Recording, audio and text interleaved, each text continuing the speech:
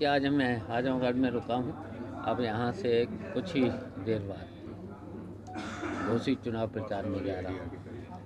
वहाँ पर सुधाकर समाजवादी पार्टी से चुनाव लड़ रहे हैं, तो उनके जिताने के पूरा प्रयास है और जीतेंगे भी। क्या माहौल सा लग रहा है? घोसी की क्या रिपोर्ट आ रही है? समाजवादी पार्टी के प्रत्याशी सुधाकर वहाँ से जीतेंगे, भारी बहुमत से जीतेंगे। 22 के गठबंधन के दोनों साथी दरअसल चौहान और ओम प्रकाश राजभर साथ में नहीं है इस बार, कितना प्रभाव पड़ेगा? देखिए, उनको तो पूरी जनता समझ चुकी है, वो किसी के भी नहीं है। उनके पुराने बयानों को तो आपने समझा ही होगा, पुराने बयानों को समझा है आप सब लोगों ने। क्या बोलते हैं, कब बोलते हैं, किसके लिए क्या बोल रहे हैं, याद है कुछ? भारतीय जनता पार्टी को बोल रहे थे कि हम जमीन में दफना देंगे, बोल रहे थे, याद होगा, जमीन में दफना देंगे। तो इस तरीके से वो हमेशा बयान देते रहते हैं, और यही और भी हैं, उनकी बहुत सी बातें हैं। सर, उन्होंने एक आपत्तिजनक बयान यादव समाज को लेकर कहा है कि 12 बजे के बाद बिजली खुलती है, उस पर बड़ी कड़ी प्रतिक्रिया देखने को मिल रही लोगों की, क्या कहेंगे?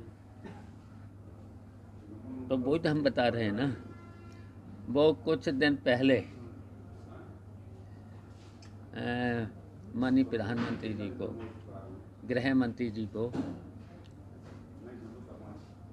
भेज रहे थे, वो भेज रहे थे, गुजरात भेज रहे थे, और योगी जी को गोरखपुर भेज रहे थे। तो इस तरीके के बयान देते हैं, और पिछड़े समाज के लिए कहते हैं, पिछड़े समाज के लिए कहते थे कि ये योगी जी के जूते साफ करते हैं। इस तरीके से हमेशा बयान दिए हैं उन्होंने। तो उन्होंने ये भी तक कहा कि यादव समाज का अब कोई भी मुख्यमंत्री नहीं बनेगा आने वाले समय में। देखिए, वो इस तरीके से बातें करते रहते हैं, उनका जब कोई ठिकाना नहीं है। उन्होंने जब से राजनीति में आए हैं तब से कितने दल बदले। सर, आपके साथी रहे हैं उमेश पांडे, कल उन्होंने पार्टी छोड़ दी है और बीजेपी ज्वाइन करते बोला कि सुधाकर सिंह उनके भाई के हत्यारे हैं, मैं इनका समर्थन कैसे कर सकता हूँ? देखिए, सुधाकर संघर्षशील आदमी रहे हैं, समाजवादी पार्टी में हमेशा रहे हैं। ये लोग तो दल बदल हमेशा करते रहे हैं। लेकिन जो उन पर आरोप लगे हैं, गंभीर आरोप लगाया है पांडे जी ने, क्या कहेंगे? तो देखिए, वो तो इस तरीके के आरोप, झूठे आरोप तो आप समझ ही रहे हो, कितने लोगों पर रिपोर्टें तक लिखी जा रही हैं, झूठी रिपोर्टें। 2005 जो गठबंधन बना है वो मजबूती के साथ चुनाव 2024 का मिल करके लड़ेगा और भारतीय जनता पार्टी को हटाएगा। चुनाव लड़ने की बातें आ रही हैं, तो आपकी भी दावेदारी आजमगढ़ से रही है, राष्ट्रीय अध्यक्ष जी की भी रही है, बेटे की भी रही, क्या है क्लियर? अब ये पार्टी के ऊपर नहीं, आप भी तो वरिष्ठ हैं, आप इसको स्पष्ट कर सकते हैं। देखिए, पार्टी जो फैसला लेगी नहीं, वो तो स्वीकार है। ये सही है। हाँ, और लेकिन जब आपने पार्टी जब राय फैसला ले लेगी उसकी मजबूती के साथ हम लोग सब लोग जुटेंगे और यहाँ से चुनाव भी जीतेंगे। उपचुनाव जो घोसी में है उसको लेके जिस तरीके से आप लोग कमर कसे हैं, उसको लेके आप आने वाले 24 के चुनाव में किस तरीके की बातें रहेंगी? अगर ये भी चुनाव, जो उपचुनाव हो रहा है, सुधाकर हमारे प्रत्याशी लड़ रहे हैं, ये भी जीतेंगे, और फिर इसी तर्ज पर 2024 का चुनाव भारी बहुमत से ये हमारा जो इंडिया गठबंधन है वो जीतेगा। सर, लेकिन जितने भी सर्वे आ रहे हैं सभी में अभी एनडीए की ही जीत बताई जा रही है, जितने भी सर्वे अभी 1 महीने के अंदर हुए हैं इंडिया गठबंधन बनने के बाद। तो देखिए, अभी तो शुरुआत हुई नहीं है चुनाव की, और सर्वे तो बस समझ ही रहे हो, सर्वे तो इस समय मीडिया तो और ये सभी सर्वे पूंजीपतियों के हाथ में है, और ये सरकार पूंजीपतियों को लेकर के ही चल रही है। तो उसी तरीके से ये सर्वे तो प्रदेश चल में रहे कानून हैं। व्यवस्था क्या स्थिति देखते हैं आप? पूरी तरह से कानून व्यवस्था ध्वस्त है। सरकार रोज हत्याएं हो रही हैं। अभी आपने लखनऊ में ही देखा है गवर्नर साहब के यहाँ किस तरीके से हत्याएं हो रही हैं, लगातार हत्याएं भी हो रही हैं। पूरी तरह से कानून व्यवस्था ध्वस्त है सरकार। और विकास के मोर्चे में क्या देखते हैं सरकार? विकास कहीं हो ही नहीं रहा, चारों तरफ गड्ढे ही गड्ढे दिखाई दे रहे हैं। कोई विकास का काम नहीं, झूठे बस वादे और झूठा प्रचार, इसके अलावा कुछ नहीं हो रहा है सरकार। तो कल आपके वही देखिए, जो दल बदलू होते हैं ना, वैसे तो समाजवादी पार्टी में अधिकांश जो पक्के समाजवादी पार्टी हैं कभी नहीं हटते, और जो इधर उधर से आते हैं ना, उनसे थोड़ा सा सावधान रहने की ज़रूरत है। जैसे अभी सर, प्रदेश में बिजली और स्वास्थ्य की स्थिति बद से बदतर होती जा रही है, क्या कहना चाहेंगे आप? देखिए, स्वास्थ्य व्यवस्थाएं पूरी तरह से ठप हैं। इधर बिजली का देख लिए, इतनी महंगी बिजली, और वादा करते हैं 22 घंटे 24 घंटे, और 8 घंटे 10 घंटे से ज़्यादा बिजली कहीं आ नहीं रही। इधर देखिए छापे पर पड़ रहे हैं, FIR भी हो रही हैं और बिजली देते नहीं, और इतने छापे और ये करने के बाद भी रेवेन्यू इनका बढ़ता नहीं।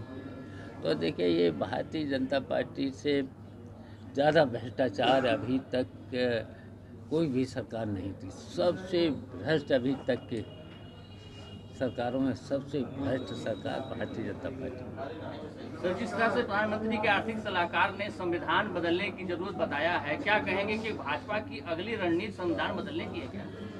देखिए, ये संविधान विरोधी है, लोकतंत्र विरोधी है। और देखिए, ये केवल झूठे वादे करते हैं, और कहीं पर भी न तो विकास,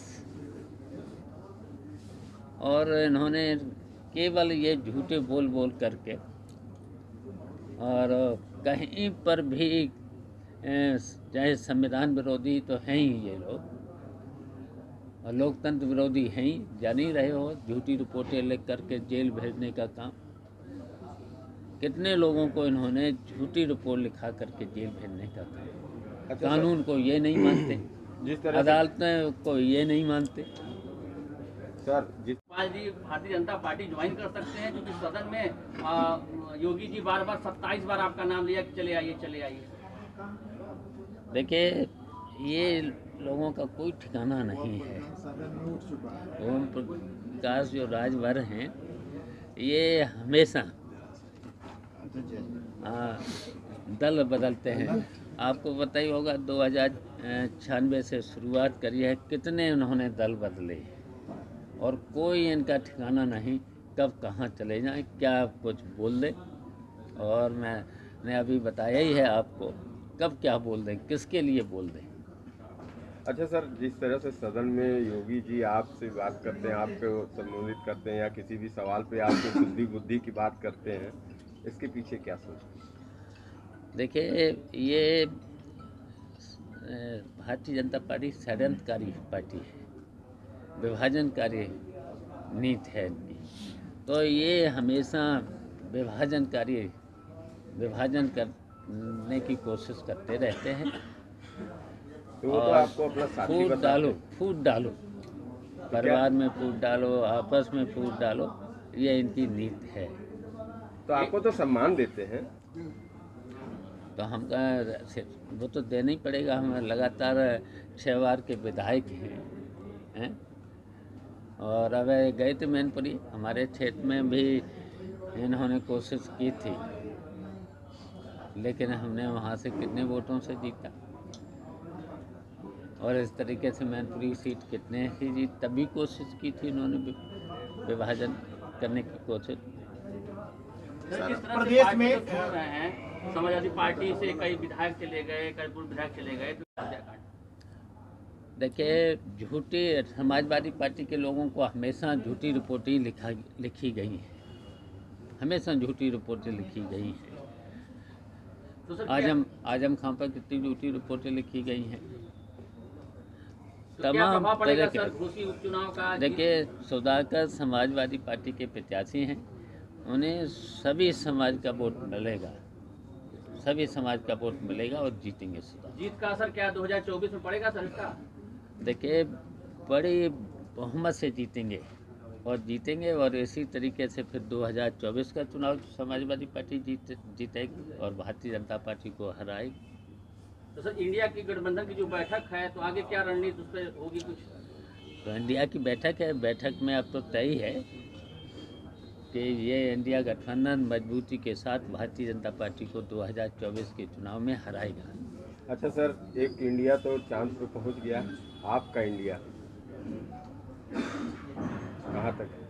देखिए, वो तो वैज्ञानिकों को बहुत बहुत बधाई। अब चांद पर जो विज्ञान ने जो काम करके दिखाया है तो फिर इंडिया ग्रेट है ही। जी, जो आगामी आपका इंडिया बना है उसके लेके आपने भी घोषणा की कि अमेठी से राहुल गांधी और वाराणसी से प्रियंका गांधी चुनाव लड़ेंगी, तो इसको लेके आप लोग अपने देखिए, ये तो हमारा जो इंडिया गठबंधन बना है वो निर्णय लेगा कौन कहाँ से लड़ेगा। अभी तो समय है, सब सामने आ जाएगा, कौन कहाँ से लड़ेगा, समय पर सब सामने आ जाएगा। सर बसपा ने कहा है कि चुनाव हम अकेले लड़ेंगे 24 का, तो कहीं ना कहीं वो भाजपा को फायदा पहुंचाने के लिए क्या कुछ इसके गठबंधन में शामिल नहीं किया जा रहा है इंडिया में, इस नाते वो कर रही है? तो वो तो भाजपा से पूरी तरह से मिले ही हुए हैं, पूरी तरह से भाजपा से मिल। अब वो तो भाजपा से बात करके ही अपना यहाँ से लड़ेंगे। ठीक सर। ठीक।